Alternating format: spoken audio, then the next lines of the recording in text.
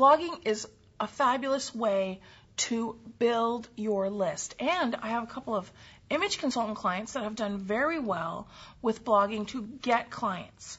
If you're in an industry where there's not a ton of bloggers, that might be a good vehicle for you.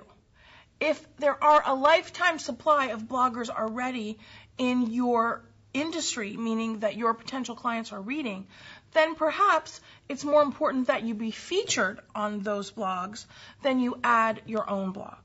One of the big mistakes I see with entrepreneurs is that they let their blogs go. They say, oh yeah, let me get a blog, very exciting, and they blog vigorously for a few weeks, and then people start to say, oh, that's great, so-and-so's blogging, but then you don't know blogging for months.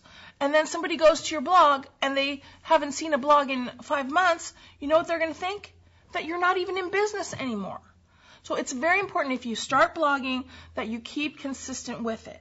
And I believe every few days is a little too often. To go to once a week if you're in fact doing it yourself, because otherwise how are you going to keep it up?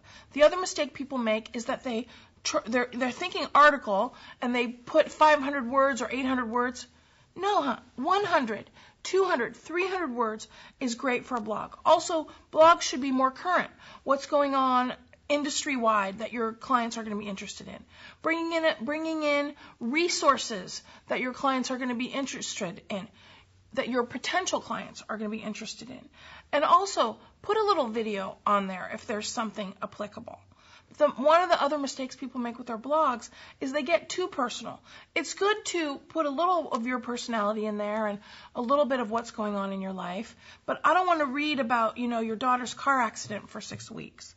First of all, that's not going to be uplifting, but second of all, that doesn't establish you as an expert. I love what you said about keeping the personal out of it. Have you had much experience with the new social media, Facebook, yes, MySpace? Can you talk a little bit about the mistakes people are making when they get too personal about what's right. going on? Okay, so if you're looking for dates, that's fine. But if you're looking for clients, you want to focus your page on how you can help people. You want to put some value-based comments in the different forums. You want to maintain your business personality in the social media sites. You want to ask for recommendations. You want to have lots of friends. Don't hesitate to introduce yourself to people, but give them some value when you introduce yourself if you feel that they're a good ideal client for you. And if you want to have some dates, go to another site, not where you're building your business. Right. And so the idea of giving value even lives here. Absolutely. In this area, because it seems what you're saying is very similar to face-to-face networking. Right. Is you don't come to a networking event with an agenda of I'm coming here to get or I'm right. going to sell you something in this moment. Right. Networking is about the giving first. The getting exactly. comes much later and probably not even from the source you gave to in the first place. And that's what value-based marketing is totally based on, Zita. That's the foundation of value-based marketing, is that by being a giver, as a result, you're going to get lots of clients, but also you're going to get lots of referrals.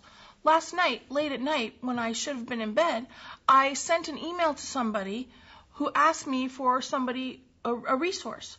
And you know what? I've never hired this person, but guess what? She always gives lots of value. She's always delightful. So what did I say? Here's the perfect solution for you. And what was that based on? Because of her value-based marketing. One of the things that we haven't talked about yet that I'd really like to get your input on is info products. I know there's a great interest in info products right now yes. on the internet. Let's weigh in on that. All right. Depending on your business, if you're in a service-based business, oftentimes you're trading dollars for time. Now, even if you're making $250, $300 an hour, you might think, well, that's pretty good for an hour. But guess what? You can't go on a cruise for a month and make any money, so you need additional revenue streams. You need more than one revenue stream. Services are fine. Products allow you to put a little attention up front and an investment up front, and then make money over and over and over in the long term. When you provide a service, that's what I call now money now. give a service, get a paycheck. When you develop information products, that's what I like to call more money later. You need both in your business. Now money now and more money later. So if you develop some resources that your clients are going to need, they could be products, they could be meaning products, a solution product like a tool that they'll use, or an information product, teaching them something that they can use over and over. And my favorite is the special report, which is basically an ebook. Today we would call it an ebook that is so packed with value that people can order it through the internet and get some great information instantaneously.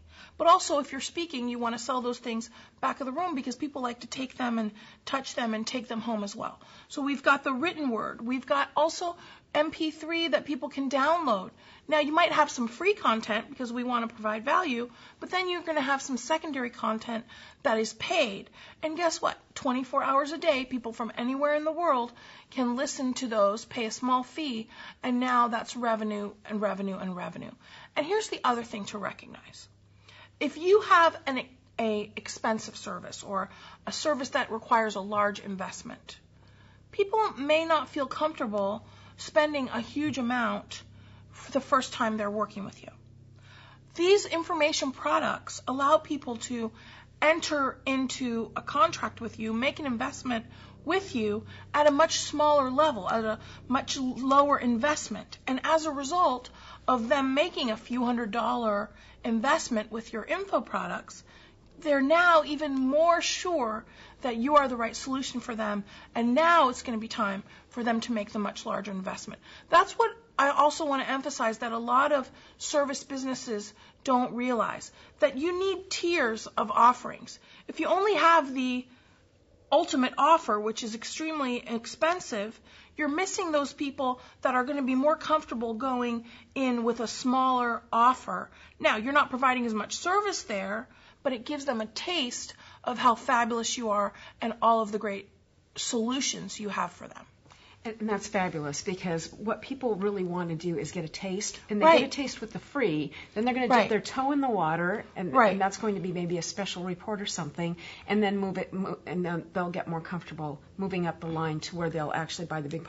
A lot of people call that the Papa Bear, Mama Bear, Baby Bear. Interesting. Yeah. Okay. The Baby Bear is where you start. Mama Bear is in the middle, and then the Papa Bear is the kitchen sink. The whole big banana. Right. So that's great. Now let's talk about modalities, because we've talked about the written word, we've talked about spoken, but a lot of people don't understand that people buy in different ways. Some people learn from hearing something. Some people learn from seeing, and some people learn by reading. So how do you address that in your business mix? Right. It's important for business owners to recognize that. Some people want, give me the book, give me the special report. Some people want, do you have that on audio? How many times people have called me and said, you know what, Catarina, I downloaded some of your teleclasses. I went to drive to Timbuktu. I listened to them. Now I'm ready to work with you. If you're not having audio content, everybody, you're really missing out, because people want to download the content from the net now and listen to it later. So you need the written, you need the audio, but also the visual, like we're doing today. People want to see in person if they can, but if they can't see in person, what's the best thing? Video. And adding that to your website as well is something for people to consider. Video is riding a huge wave on the internet right now. Video and audio both begin to establish that relationship. And if you can't shake somebody's hand and meet them live and in person, the next best thing is the audio or the video. So, Catarina, in closing, how can people reach you? Thank you for asking. Well, attractclientswithease.com, Attract Clients with Ease, is my site where you can have tons of value to build your business and learn about my programs. And if you're looking for a speaker, Catarina Speaks is the place to visit. Well, great. Thank you so much for coming and joining us today. I really appreciate you being here. My pleasure. And thank you for joining us today on Biz Talk with Zita, and we'll see you again. Bye now.